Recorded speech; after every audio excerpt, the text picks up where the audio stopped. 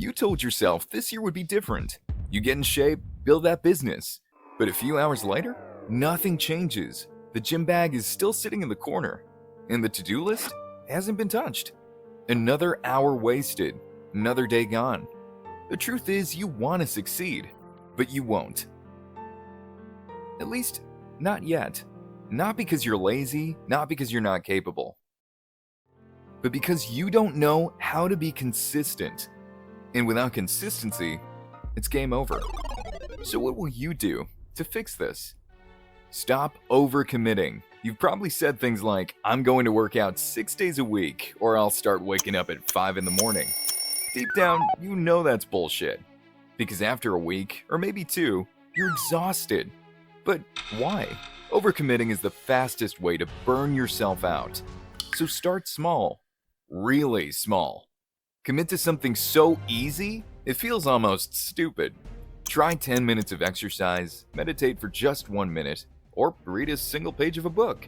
These tiny actions may not seem like much, but consistency is built on small wins.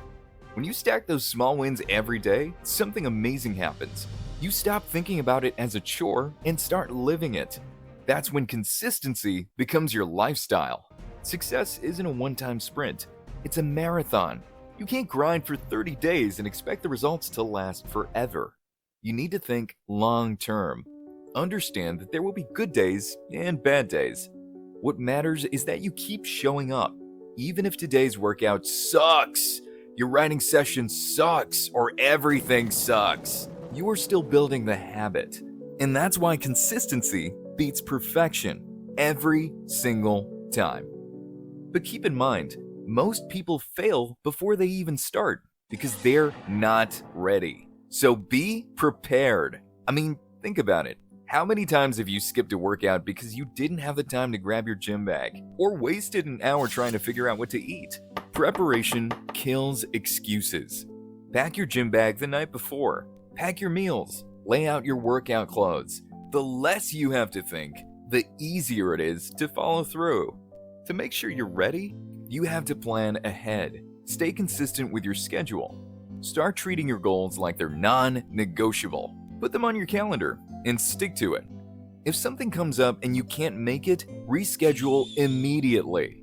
Yet planning is just one piece of the puzzle. The way you talk to yourself matters more than you think. If you're always saying, I can't do this, or I'll never be consistent, you're making it harder on yourself before you even start.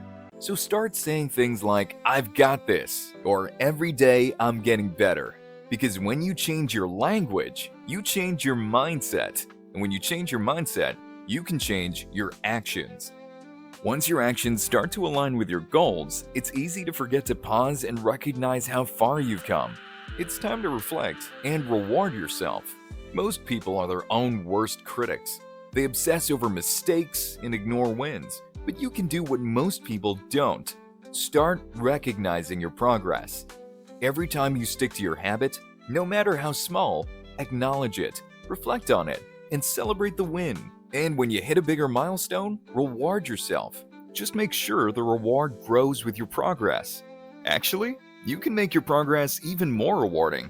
You need an accountability partner because consistency is contagious. When you've got someone holding you accountable, whether it's a friend, a coach, or even a community, you're much less likely to give up and way more likely to keep going.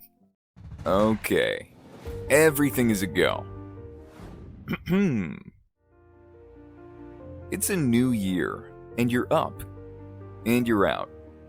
Then you start writing it all down.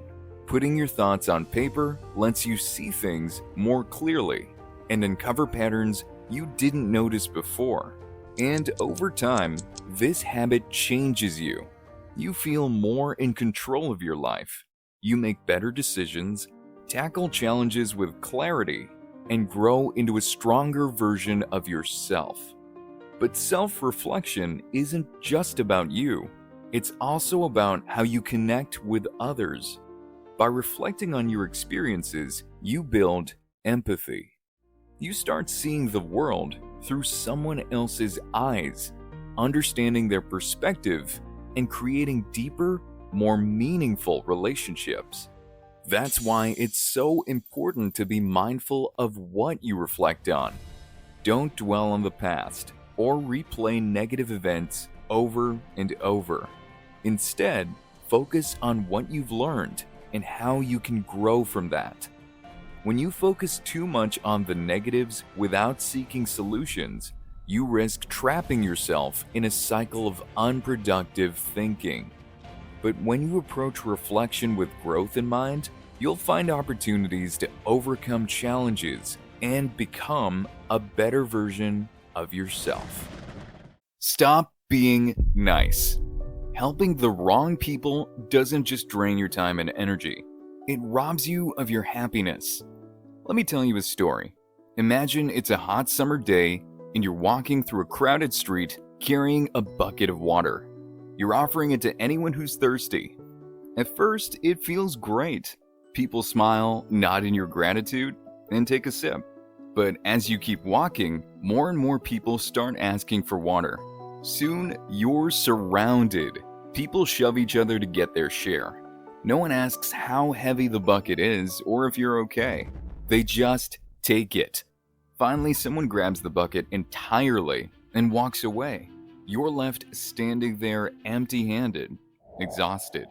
And when you're thirsty, there's nothing left for yourself. The truth is, some people only care about what you can give them, and they don't give a shit about you. No matter how good your intentions are, they'll drain you dry and leave you with nothing. That's what happens when you don't set boundaries for your kindness. Sometimes helping people isn't the right thing. It's just the easy thing. It's how you avoid confrontation or try to feel valuable. But don't get me wrong. I'm not saying you should stop helping others. Just be wise about who you choose to help. It's about stopping the habit of helping everyone. You need to be selective with your time and energy. Helping the wrong person is risky because it might leave you drained and empty-handed. Do you remember that feeling? Lying in bed late at night, thinking about the future, telling yourself that one day you'd make it. Driving your dream car, living in your dream house, doing what you love. You picture yourself happy, finally living the life you've always wanted.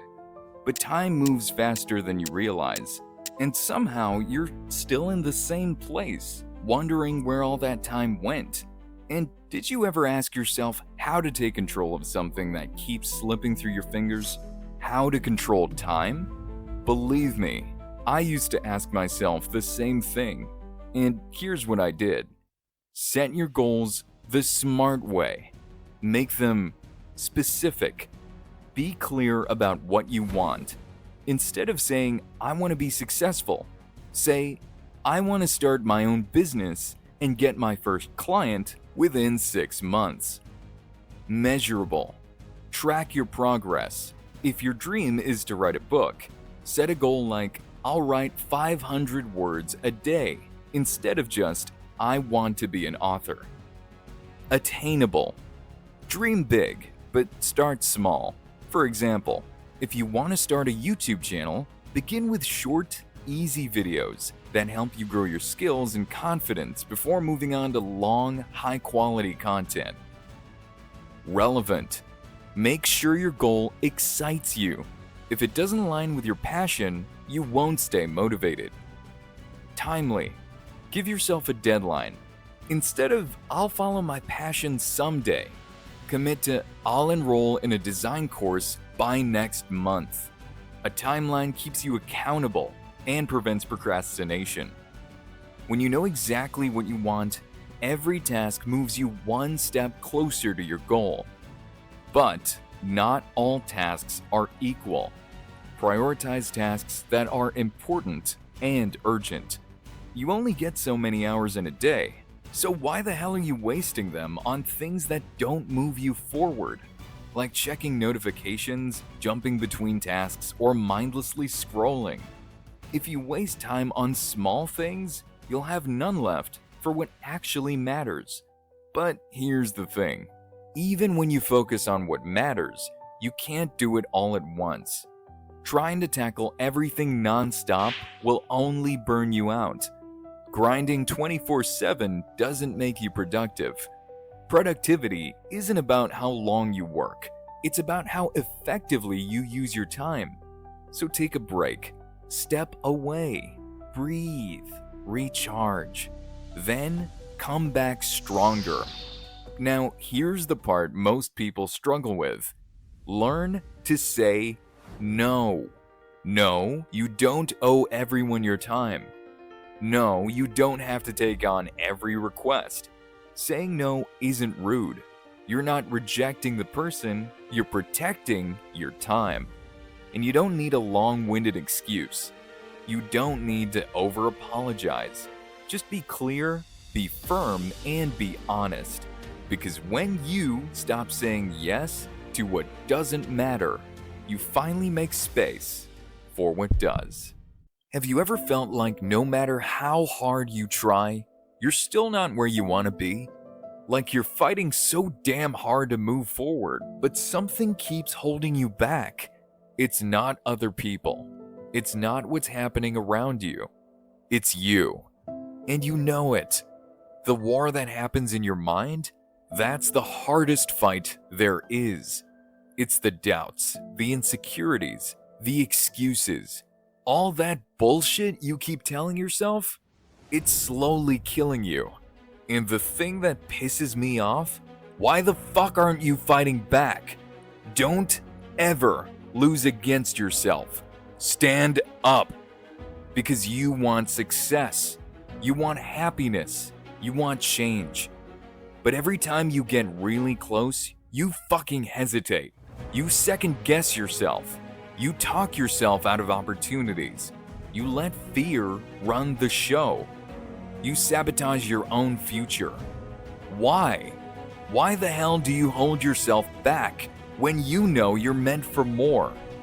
Because deep down you've convinced yourself that you're not enough. That if you try and fail, you'll prove everyone right. And you're letting fear wrap you in fake comfort like it's protecting you. It's your mind clinging to what's familiar, even when that familiarity is destroying the great things you could achieve. And as long as you keep listening to that annoying voice, where do you think you'll end up? You'll stay exactly where you are, stuck, frustrated, watching others move forward while you sit there making excuses. And when will you finally get tired of sitting on the sidelines? When will you be the main character of your own story? You keep telling yourself to wait, but for what? There is no perfect moment. There is no day when fear magically disappears. The only way to stop holding yourself back is to start moving forward right now. And yeah, it's going to be hard. You're going to doubt yourself. You're going to fail. You're going to want to quit. But growth isn't about never failing. It's about getting back up every damn time you do. And the thing is, you've already done it over and over. How many times have you survived something you thought would break you? The days you didn't feel like showing up, but you did anyway. The moments you kept going when everything inside you screamed to stop. That is your real strength. And that's proof that you're capable of more than you fucking think. Discipline is the key. Not motivation, not inspiration. Discipline. It's in the small, daily choices. The decision to show up when you're exhausted.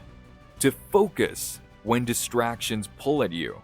To push when fear tells you to stop. Every time you refuse to quit, every time you push through the doubt, you build resilience. And the more you fight that weak, whining voice in your head, the quieter it gets. The person you were meant to be, they're already inside you. But nobody's gonna drag them out. Nobody is coming to save you. Nobody is going to fight this battle for you. It's you versus you. And you're either going to win this fight or you're going to let fear keep kicking your ass. So what's it gonna be? You don't need to be fearless. You just need to start. Start small. Start scared. Because the biggest regret you'll have in life is waiting too damn long to begin. One day, this battle will be behind you. The doubts, the hesitation, the fear, it'll all be a memory. And when you look back, you won't regret that you tried. You'll regret that you wasted so much time not believing in yourself. You are more capable than you know. You are stronger than you believe. And the life you want, it's waiting for you to stop holding yourself back. You feel that familiar urge building inside you. It's a desire for a quick escape, a rush of pleasure to drown out the emptiness, the stress, the loneliness, even if just for a moment. So you reach for your phone to make it go away. But have you noticed something? You're changing. You're losing motivation. You can't focus. And no matter how much you consume, it never feels like enough. Why? Porn is destroying your brain by trapping you in a cycle of instant gratification. Each time you seek out porn, your brain releases dopamine, the same chemical behind gambling and drug addictions, creating a reward loop.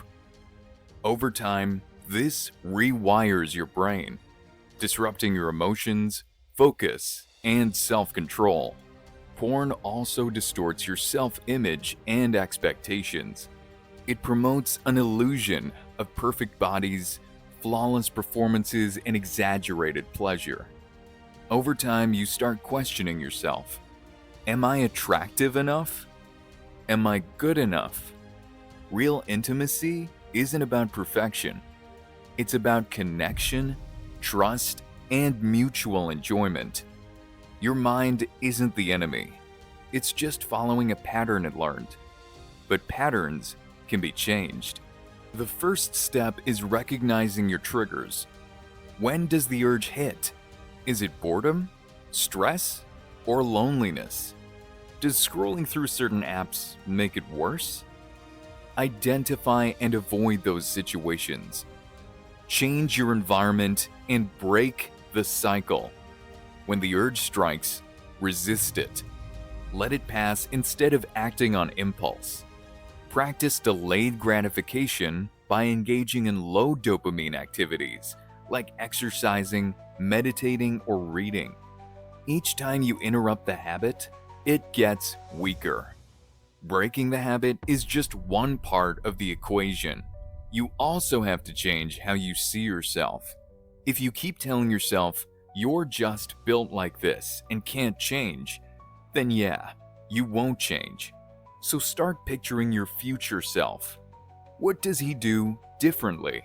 How does he handle challenges? Ask yourself this every day to stay focused on who you're becoming. Take real steps toward that vision. Step into the future you deserve.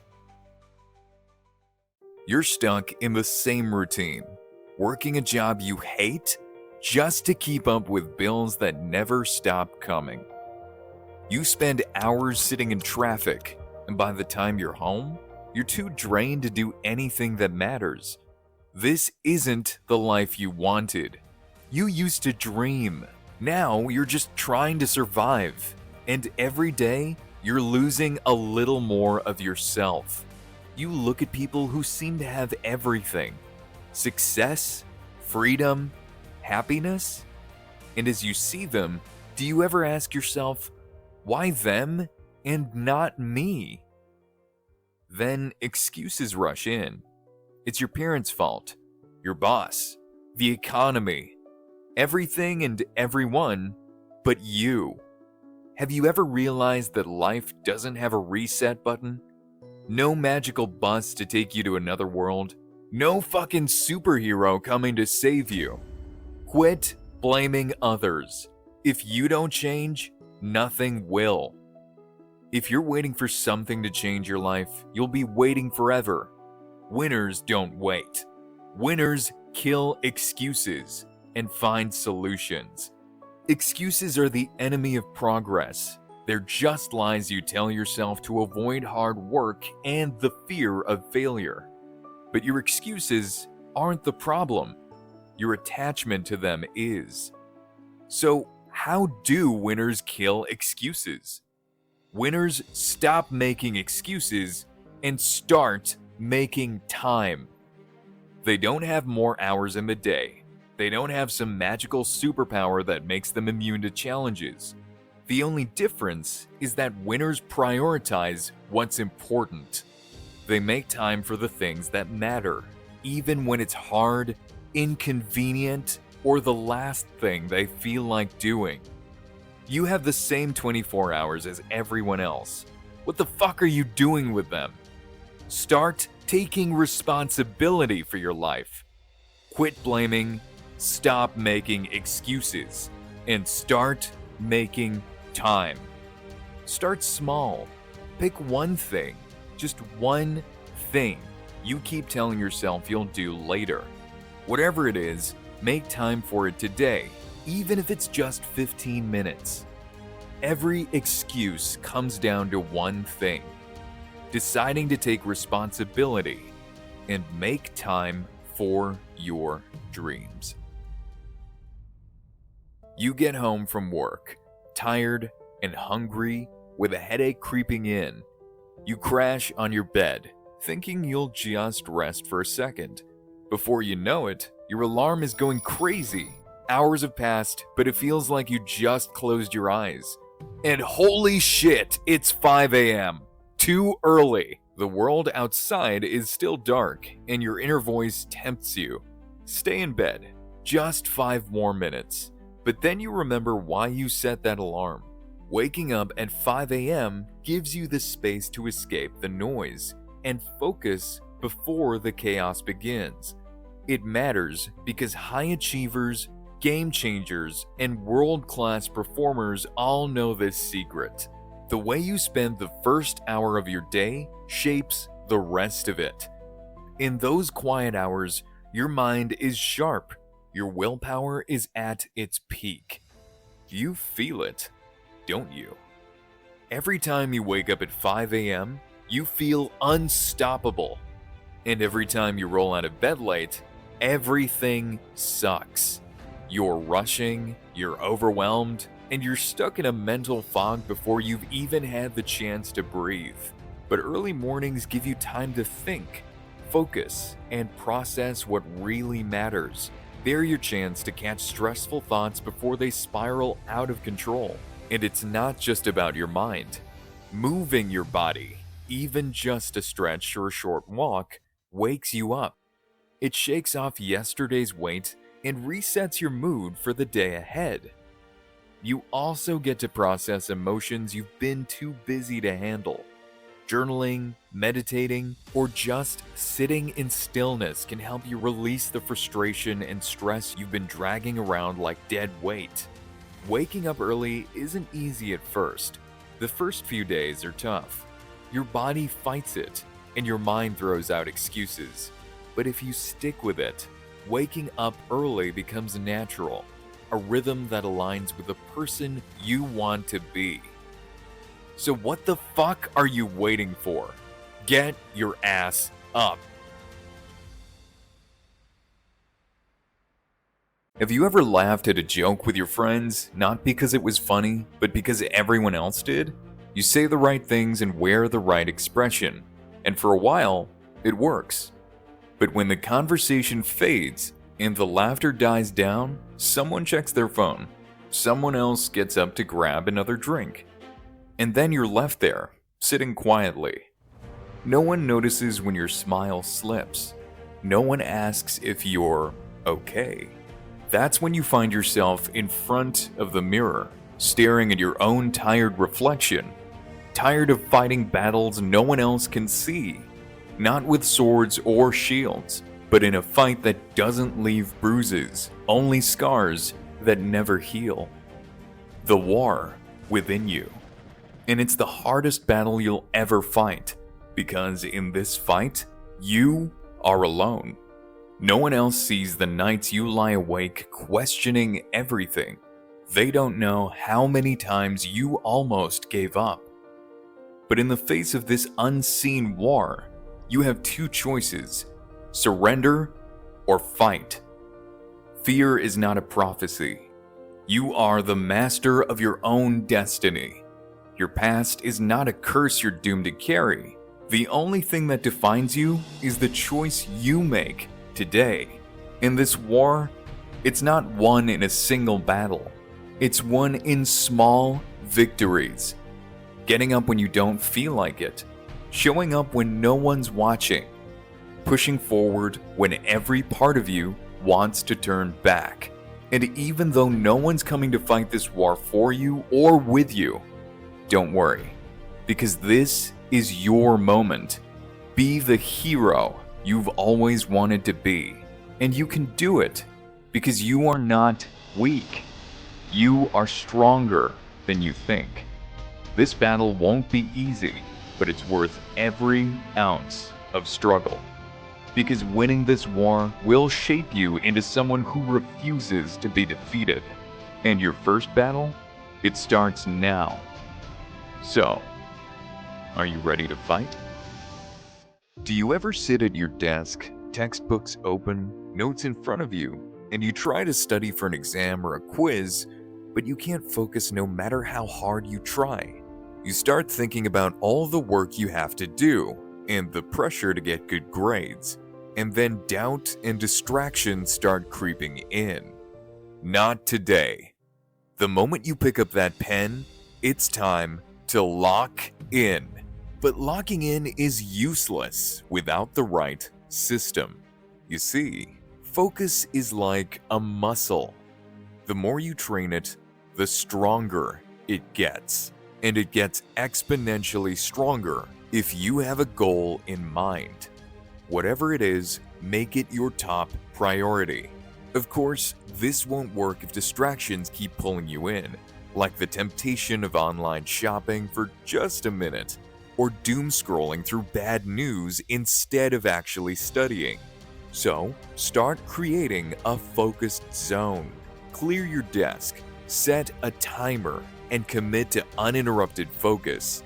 No distractions, no excuses. This time, it's your deep work session.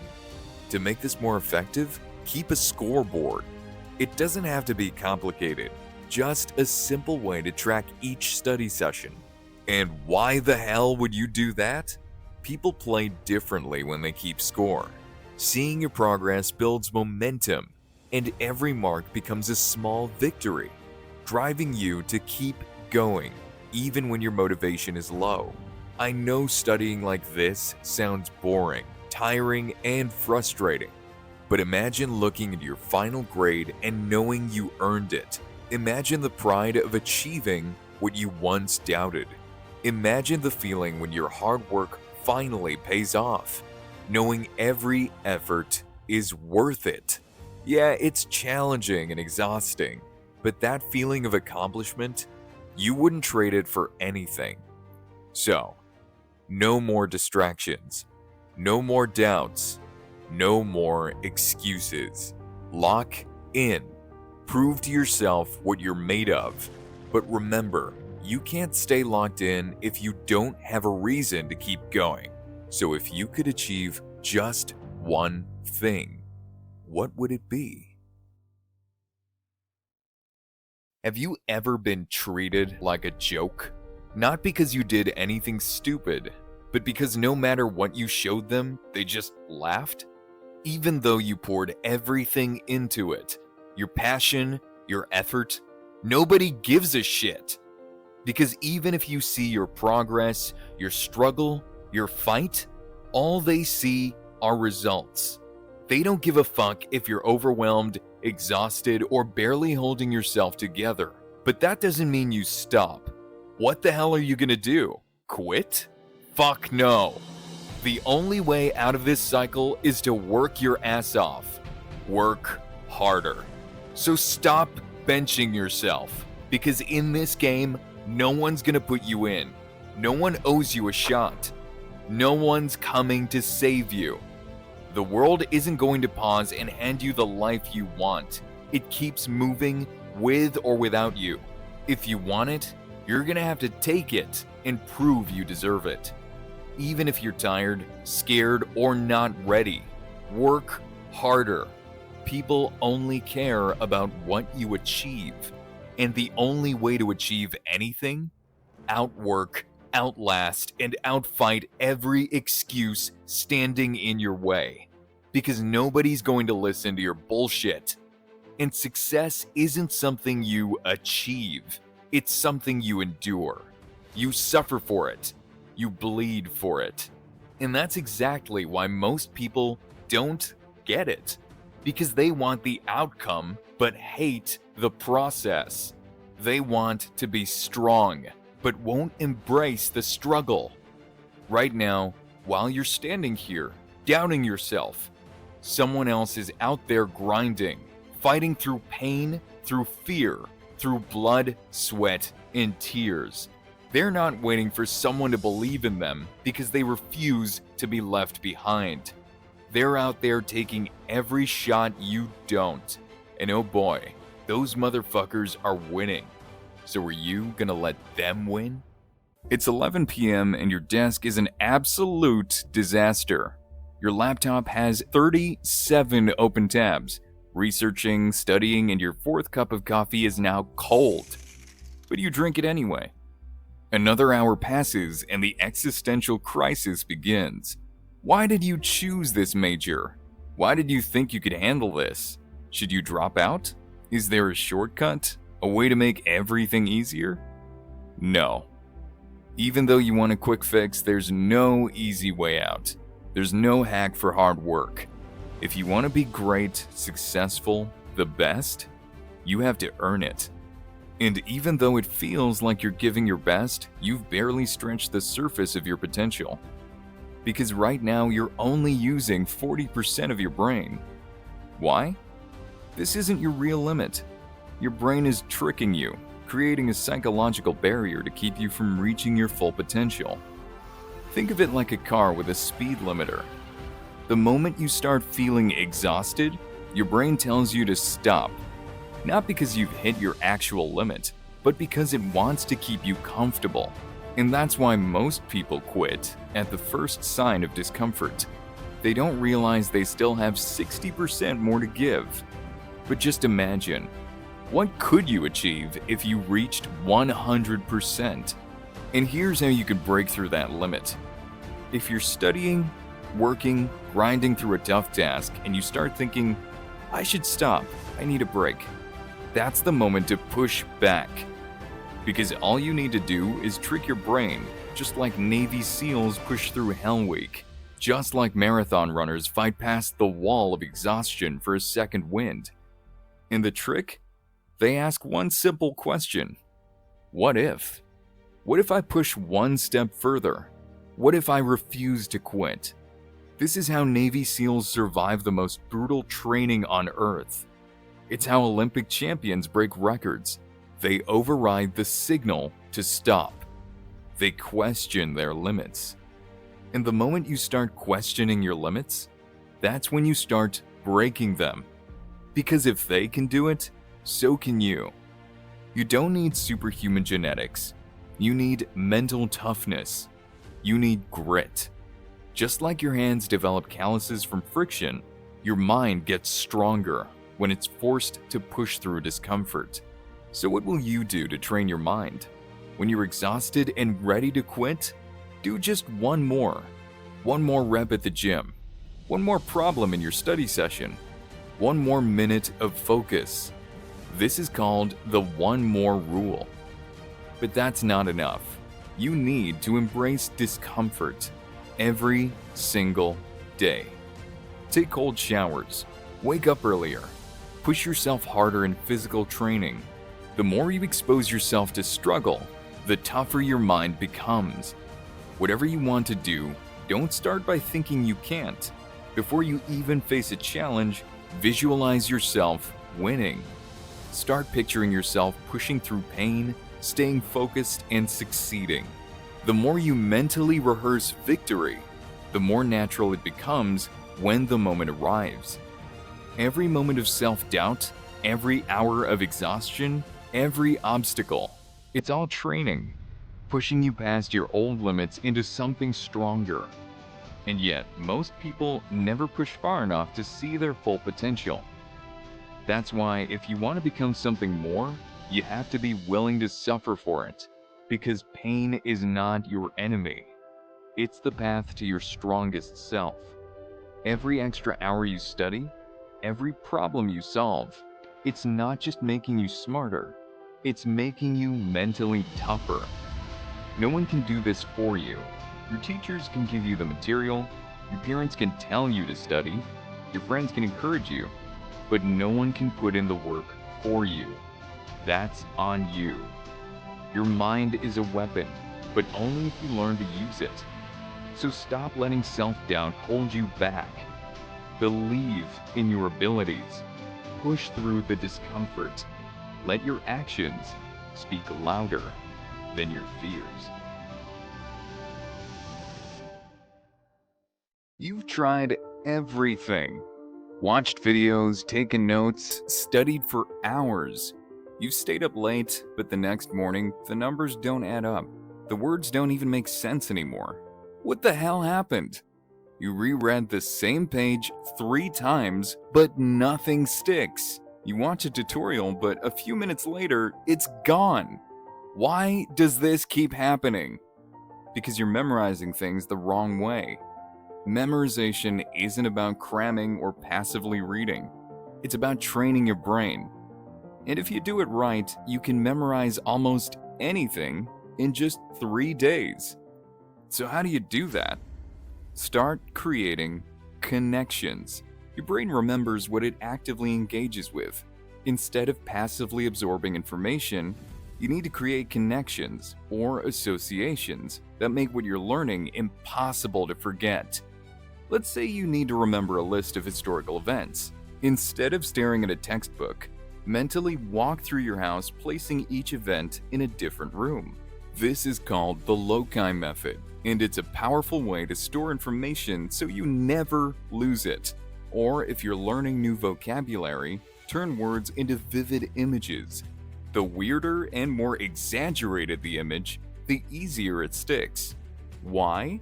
Because your brain hates random facts. But when you attach meaning to what you're learning, it will remember anything. Make constellations out of your stars. But here's the thing. Just knowing this isn't enough. You have to test yourself. Most people make the mistake of just reviewing their notes. The problem? Recognizing something isn't the same as remembering it. To lock it in, you need to force your brain to retrieve the information. For example, when you're reading, close your book. Can you explain what you just learned without looking? If you struggle, that's actually a good sign. It means your brain is working to pull up the memory, which makes it stronger. Now take it a step further. Say it out loud. Teaching is one of the most powerful ways to reinforce what you know. As we teach, we learn. And as we learn, we teach. If you have a study partner, walk them through the concept. If you don't, no problem. Don't sweat it. Stand in front of a mirror and pretend you're giving a TED Talk. Explain it to an imaginary student or an imaginary audience, whichever floats your boat. I know, you might look crazy, but the more you talk through the idea, the clearer it becomes in your mind. We're social creatures adapted to communicating with one another. You can also test yourself. Use flashcards, take online quizzes, or write down everything you remember, then check what you missed. The more you force your brain to recall, the more unshakable your memory becomes. Even that's not enough though, because memory needs to be stress tested. Have you ever blanked out during an exam? That's because you didn't train your brain under pressure. So instead of studying in a perfectly quiet, relaxed setting, add some intensity. Set a timer and challenge yourself to recall facts under a time limit. Change your environment. Study in different locations so your brain learns to adapt. The more variety you introduce, the better you'll retain the information. And even with all this in practice, your brain needs time to absorb what you've learned. That's why what you should do before bed matters. Right before you sleep, do a final review. Sleep helps lock in memories, particularly REM sleep. So spending just a few minutes going over key facts can make a huge difference in how your brain digests the information. And when you wake up, you'll realize something. Remembering isn't as hard as you thought. You'll start recalling information faster, you'll stop second-guessing yourself, and you'll finally feel in control of what you learn. Because your brain is more powerful than you think. You just need to train it the right way. And when you do, you'll forget you ever forgot. You wake up to that ungodly noise. You groan, slap your phone, and check the time. 7:42 a.m. Crap, you overslept. Again. You roll out of bed half-dressed, one sock missing. You grab your backpack, try to grab breakfast, and eat it while half asleep while you rush out the door, hoping you don't miss the bus. Another day, another 5 hours of sleep, and you're still barely keeping up. And for what? What are you really waking up for? To sit in a classroom for 7 hours pretending to care about subjects, 90% of which you'll forget anyway. To move from one class to the next, like an assembly line worker, except instead of getting paid, you're just graded, ranked, and compared. And why? Because you have to? But do you? Because school isn't about learning, it's about memorizing. You cram for tests, then erase everything to make room for the next batch of useless information. Standardized tests, endless assignments, outdated textbooks. It's just a cycle of stuffing facts into your head, even though most of it won't help you survive in the real world. And don't forget the hallways, packed, chaotic, full of forced smiles and fake friendships. You watch kids get bullied while teachers pretend not to notice. Even if you're not the one getting bullied, you're still stuck in a system that pits students against each other. It's not about learning. It's about ranking. Toxic competition. Grades turn classmates into rivals. The pressure to outscore, to outshine. It kills any sense of community. Get good grades or you'll ruin your future. Score high on tests even if they don't measure your intelligence. They told you school was prepping you for life, but that's just a 12-year sentence where you mostly pick up bad habits. School just prepares you for more rules and more pressure. Well, at least you're already used to it. And you know what? Learning isn't the fucking problem. School is. School doesn't define your intelligence. Your grades don't define your potential. The system doesn't define your future. You do. The system isn't designed to make you successful. It's designed to turn you into a fucking NPC. But at least you can learn how to use the system to your advantage. Use it for connections. Find teachers, mentors, and people who can actually help you. Because not all teachers are bad. Use your school for its resources. Take advantage of anything that helps you build real skills. Coding, writing, business, leadership. Use it as a stepping stone, but never ever let it make you believe that your worth is measured by a report card. Start building skills to sell yourself and your ideas. Learn how to invest, budget, and create multiple streams of income. Surround yourself with people who are where you want to be. Learn how to solve problems and create value. If school isn't teaching you these things, you need to start learning them yourself. You can literally use your phone to learn anything you want. Instead of wasting your time on brain rot videos, use your phone to find people who teach you how to be an entrepreneur or master your skills. Read books or listen to audiobooks that teach you something useful. Start a side hustle. Make your own money. Because if you rely on school to teach you what you actually need for life, you're fucked. But if school weren't just a corporate boot camp, what's one skill? What's one real skill you'd want to learn? You slap your phone before the alarm can get any louder. You already know what today is. Gym day, baby. You drag yourself up, throw on your workout clothes, and when you reach the gym, something doesn't feel right. You're surrounded by the clanking of metal, the grunts of strangers, and endless rows of mirrors. And within that ocean of reflections, you see yourself. You're standing in the middle of judgmental stares and constant reminders of what you're not. You're weak, unfit. You're just not enough. And then you realize, what the fuck are you doing here in the first place? The gym feels like a place where you're supposed to push yourself, struggle, and suffer, all for a goal you're not even sure you want. You want to turn around and walk out, to escape everything. Stop. I get it. Most of us feel this way at some point, but the gym itself isn't the problem.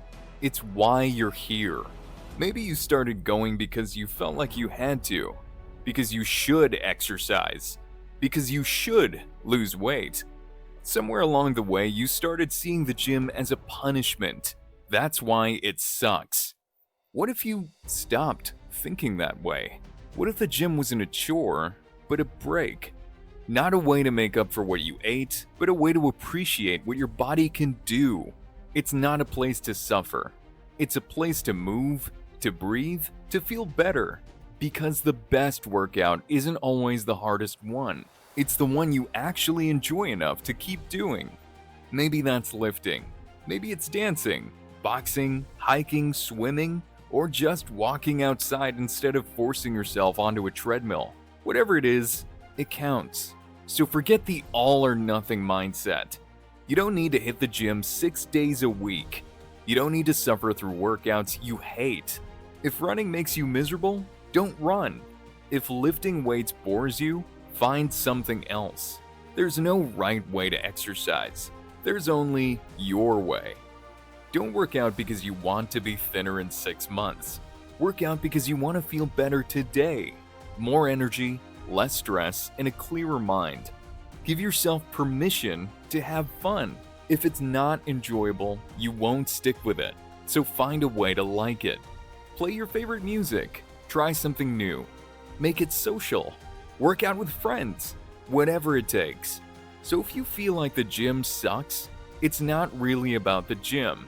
It's about how you've trained yourself to see it. Because fitness isn't about pushing yourself. It's about taking care of yourself. Find what makes movement fun. Because you deserve better than forcing yourself through something you hate. So, what is that thing you actually love doing?